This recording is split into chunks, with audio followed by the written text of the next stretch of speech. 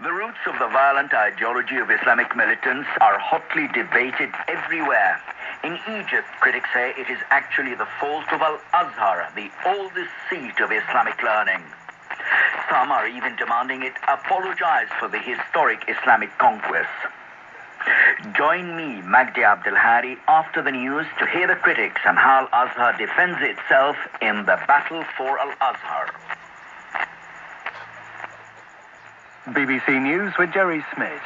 Brazil's President Michel Temer says he's asked the Supreme Court to suspend an investigation into his alleged obstruction of justice and corruption because vital evidence was doctored. In a televised address, Mr. Temer said the court had first to rule whether a secret recording made by a top Brazilian businessman appearing to implicate him was valid as evidence. President Trump has signed deals worth more than $350 billion on a visit to Saudi Arabia. $110 billion was for arms. The U.S. Secretary of State, Rex Tillerson, said the aim was to help the Saudis deal with what he described as malign Iranian influence.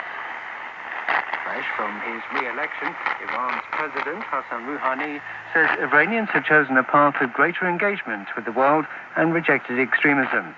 But Mr. Rouhani said that while Iranians wanted peace, they would not accept any threat or humiliation. The 82 Nigerian schoolgirls freed 2 weeks ago by Boko Haram Islamists have had an emotional reunion with their parents for the first time since their abduction in 2014. They danced as their parents arrived. Family groups hugged, tears streaming down their faces. Several hundred demonstrators, most of them men, have marched in the South African capital Pretoria to protest at the rising levels of violence inflicted on women and children.